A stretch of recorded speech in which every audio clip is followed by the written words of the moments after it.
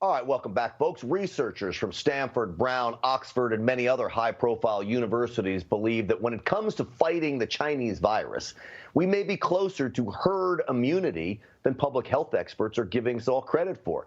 They all point to Sweden, where they achieved herd immunity once 17% of the population had been affected. The United States is now fast approaching that number, and these same researchers are saying this is why we see the number of deaths dropping. Yet that's not stopping the purveyors of panic porn from doing their thing. It's a false narrative to take comfort in a lower rate of death.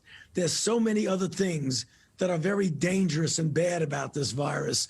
Don't get yourself into false complacency.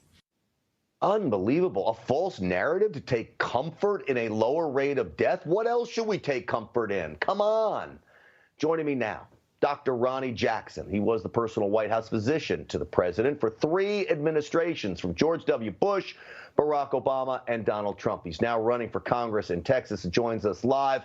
Dr. Jackson, thank you so much for coming on the program. So yeah. Dr. Fauci says, don't take comfort in this. What kind of statement is that?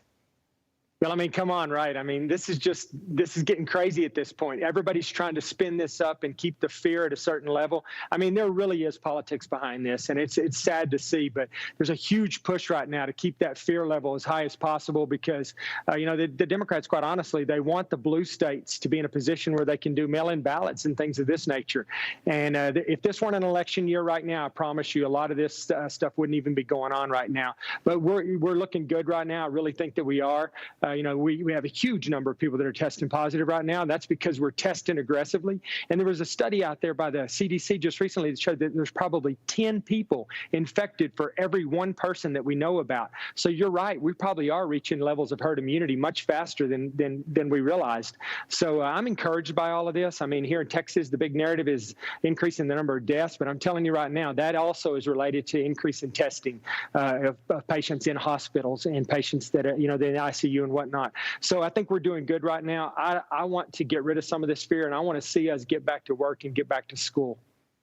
Yeah, and you mentioned the testing. It's because if you die of liver disease, but you test positive for COVID, you're going to be labeled as a COVID death. That's right. And there's political motivations for that, and there are billing motivations for that. I mean, the reimbursements, if you put COVID on the medical chart, are going to be better for your hospital and stuff. So there's a lot of incentives out there to rack up these numbers as far as hospitalizations and deaths go that are related to the coronavirus. And, it's creating a false narrative, and it's creating unnecessary fear right now.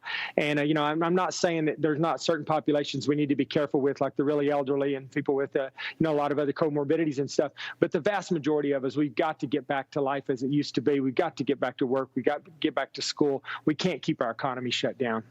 Well, I think Americans are hungry for that exact thing to get back to normal. Dr. Ronny Jackson, good luck in your race. It's always good to talk to you. Thanks for sharing your Saturday morning with us. Folks, straight ahead, country music superstar John Rich on everything from defund the police movement to his time on Celebrity Apprentice with President Trump. Stick with me.